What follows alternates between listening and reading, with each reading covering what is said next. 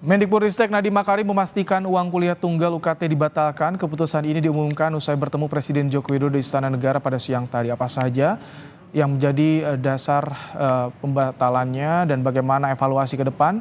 Kita akan berbincang bersama dengan Tri Santoso, tenaga ahli kantor staf Presiden bidang pendidikan. Selamat petang, Mas Tri.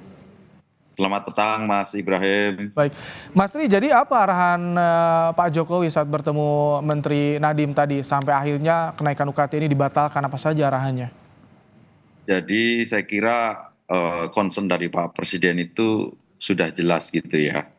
Satu, untuk akses pendidikan itu dibuka selebar-lebarnya untuk masyarakat kita tanpa terkecuali mereka yang kurang mampu atau mereka yang kaya gitu ya, punya kesempatan akses yang sama ke dalam dunia pendidikan.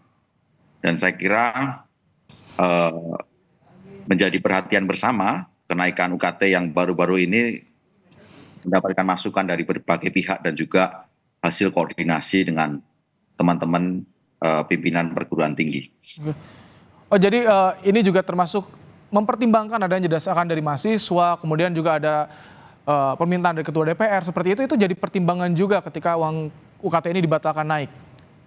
Semuanya menjadi dasar pertimbangan, tidak hanya satu atau dua pihak, tapi yang pasti komitmen dari Pak Presiden Jokowi untuk memberikan akses seluas-luasnya bagi masyarakat Indonesia untuk berpendidikan tinggi, tidak hanya 12 tahun tetapi juga sampai tingkat perguruan tinggi. Bahkan anggaran kita untuk subsidi beasiswa gitu ya, baik melalui LPDP maupun non LPDP itu terus kita tingkatkan setiap tahun supaya teman-teman, adik-adik kita bisa menikmati pendidikan gratis.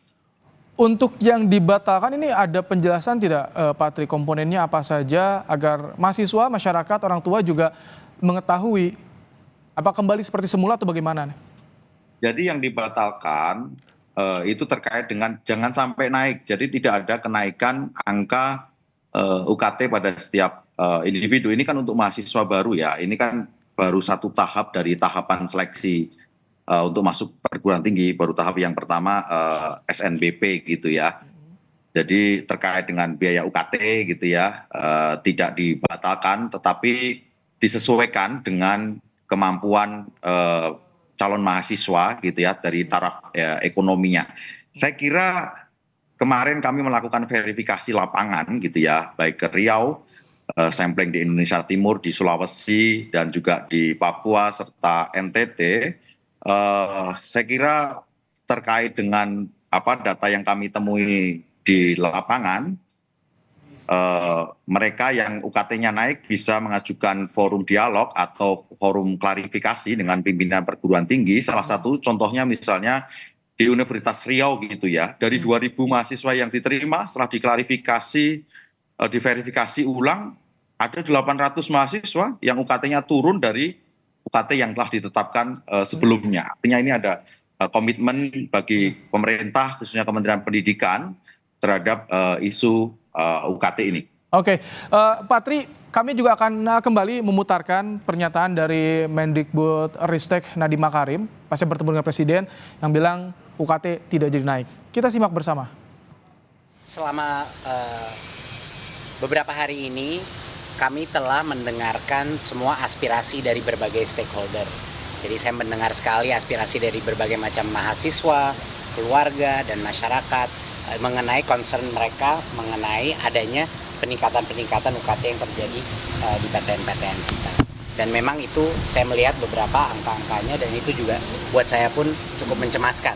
Ya, jadi saya sangat mengerti kekhawatiran tersebut. Jadi kemarin kami juga sudah bertemu dengan para rektor dan kami Kemendikbudristek telah mengambil keputusan untuk membatalkan kenaikan UKT di tahun ini dan kami akan merevaluasi semua permintaan peningkatan UKT dari PTN-PTN. Jadi untuk tahun ini tidak ada mahasiswa yang akan terdampak dengan kenaikan UKT tersebut, ya. Dan kami akan mengevaluasi satu persatu permintaan atau permohonan perguruan tinggi untuk peningkatan UKT, tapi itu pun untuk tahun berikutnya. Ini jadi instruksinya dari Presiden apa? Kan yang dipikirkan selain kenaikan UKT juga ada beban dari perguruan tingginya. Seperti apa ini solusinya, evaluasinya, Pak Tri? Kita memaksimalkan dana yang ada di kampus gitu ya. Tadi karena arahan tidak boleh naik gitu ya. Memaksimalkan fungsi peran pimpinan perguruan tinggi untuk memberdayagunakan komponen yang ada gitu ya. Para rektor, pimpinan perguruan tinggi kreatif untuk memikirkan income yang lain, mendayagunakan sarana prasarana gitu ya. Banyak kita temui di kampus-kampus kita, kampus besar itu misalnya ada salah satu kampus A lahannya 142,5 hektar gitu ya. Lahan yang digunakan itu kan rata-rata hanya 5 sampai dengan 10 hektar untuk bangunan, tetapi puluhan hektar yang lain tidak digunakan. Nah, ini pimpinan perguruan tinggi harus kreatif untuk memanfaatkan ini untuk unit bisnis misalnya, kemudian pengembangan alumni untuk endowment fund atau dana abadi dan lain sebagainya. Saya kira hal-hal ini bisa diantisipasi karena ada subsidi juga dari mereka yang UKT-nya tinggi dan mereka yang UKT-nya rendah. Pada prinsipnya prinsip gotong royong selain dari anggaran 30% POPTN ini.